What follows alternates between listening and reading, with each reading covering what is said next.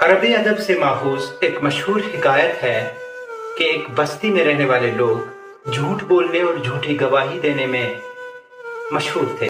اسی بستی میں رہنے والی ایک مرد اور ایک عورت نے خفیہ طور پر دو گواہوں قاضی اور نکاح خان کی موجودگی میں نکاح کر لیا،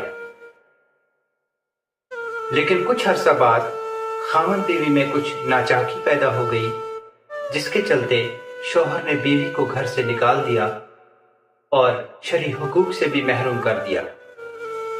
وہ عورت یہ مقدمہ لے کر شہر کے قاضی کے پاس چلی گئی اور کہا کہ میں نے خفیہ طور پر نکاح کر لیا تھا اور اب میرے شوہر نے مجھے گھر سے نکال دیا ہے۔ قاضی نے کہا کوئی گواہ ہے تمہارے پاس؟ جواباً وہ عورت بولی، ہاں قاضی صاحب، ہمارا نکاح شریعت کے عین مطابق ہوا اور دو گواہ بھی موجود تھے۔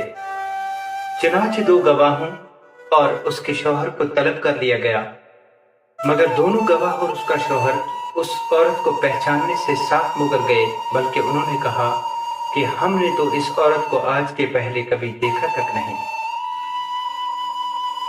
قاضی نے یہ سنتے ہی عورت، گواہوں اور اس کے شوہر کی طرف گہری نظروں سے دیکھا اور دوبارہ عورت سے مخاطب ہو کر پوچھا، کیا تمہارے شوہر کے گھر کتے ہیں؟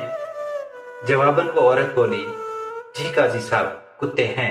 تو قاضی نے عورت سے پوچھا، کیا تمہیں ان کتوں کی گواہی اور ان کا فیصلہ منظور ہوگا؟ جواباً وہ عورت بولی، جی قاضی صاحب، ان کا فیصلہ مجھے منظور ہوگا۔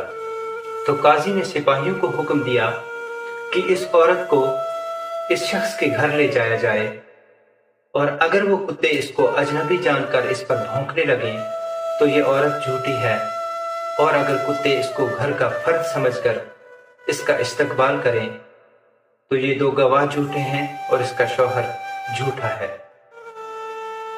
یہ فیصلہ سناتے ہی قاضی نے اور سبا میں موجود، عدالت میں موجود تمام لوگوں نے شوہر اور ان دو گواہوں کی طرف دیکھنا شروع کر دیا، جن کے چہرے جھوٹ پکڑے جانے کے ڈر سے پیلے پڑ گئے تھے اور جسم کپ کپانے لگے تھے۔